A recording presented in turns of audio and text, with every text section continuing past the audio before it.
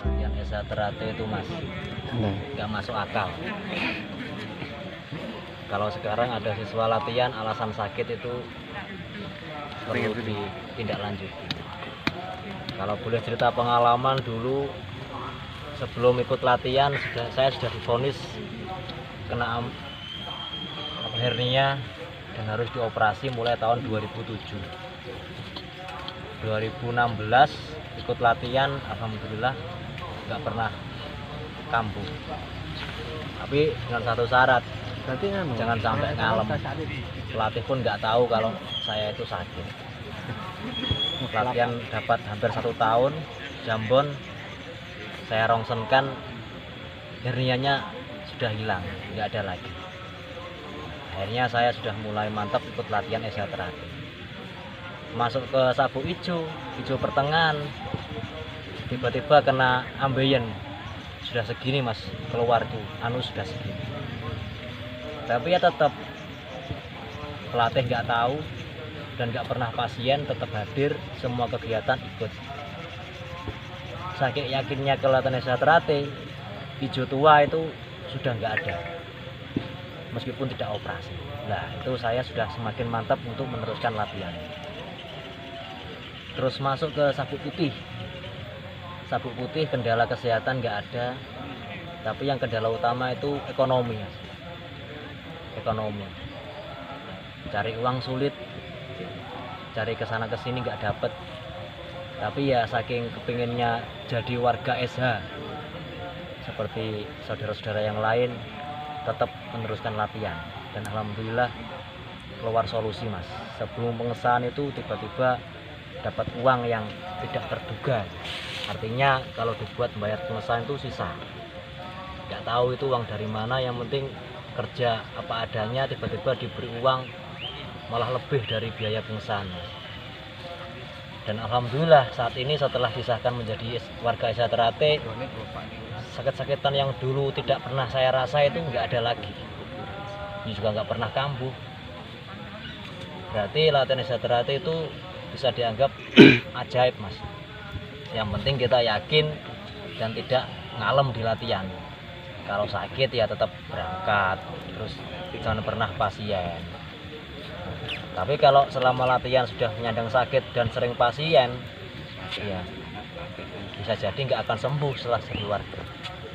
Makanya bagi adik-adik siswa itu yang sekarang sering alasan sakit, tolonglah dikondisikan, artinya disembunyikan rasa sakitnya.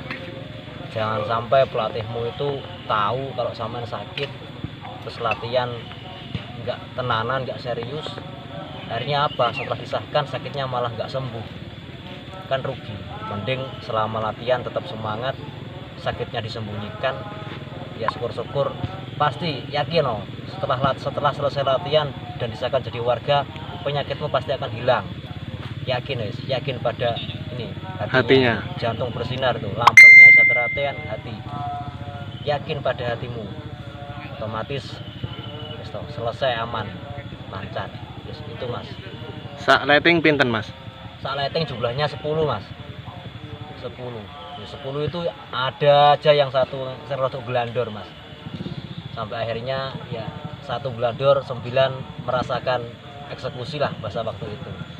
Tapi ya saking persaudaraannya yang kuat mas, meskipun gara-gara 1 lighting yang 9 itu dieksekusi, ya diterima lah.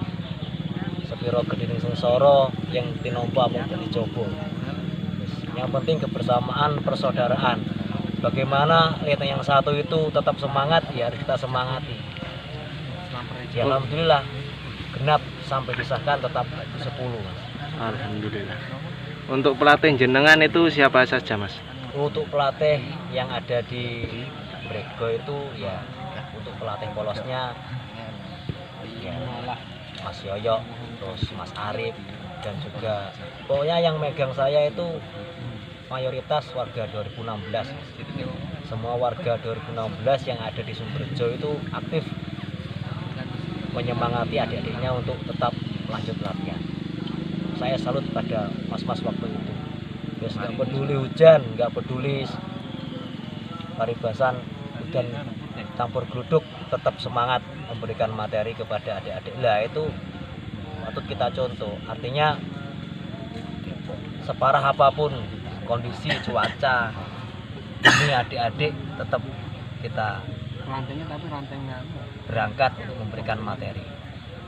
Pesan dan kesan untuk adik-adik dan Mas pelatih yang ada di Supe Jenengan. Pertama, untuk adik-adik siswa tetap lanjutkan, tetap semangat ikut latihan, karena seberat apapun latihan SHTRAT itu pasti ada manfaatnya. Apapun yang diberikan oleh pelatih sudah terima saja dengan ikhlas, karena itu demi kebaikan kalian. Jadi jangan pernah mengeluh sanksi atau apa, jangan pernah mengeluh, karena itu demi kebaikanmu juga. Jangan sampai protol, usahakan Rayon Sumberjo itu tetap banyak. Protol ya nanti pasti kalian akan ikut lagi, pasti itu pasti mas, rasa ingin untuk ikut itu pasti ada. Protol nanti tahun lagi pasti ikut.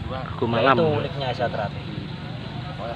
Dan untuk mas-mas pelatih, dulur-dulur yang ada di Rayon Sumberjo, mari bersama-sama kembangkan ajaran SHTRAT di Rayon Sumberjo. Dari manapun jenengan disahkan, dari kecamatan lain, Muluan, dari Irian, Kalimantan, selama panjenengan itu urip ning Sumberjo, ya berarti jenengan punya hak dan tanggung jawab untuk mengembangkan ajaran SHTRAT di Rayon Sumberjo. Soalnya Rayon Sumberjo itu bukan miliknya pengurus, bukan miliknya satu orang, milik semua warga yang ada di Sumberjo. Jadi kita semua harus punya rasa memiliki terhadap rayon.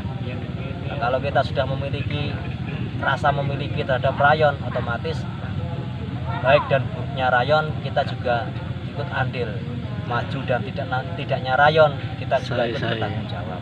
Jadi bakal dulur-dulur yang ada di Sumberjo, ayo semangat bareng-bareng ngopeni Rayon Sumberjo, guyub rukun hantar beni demi kemajuan Rayon Sumberjo.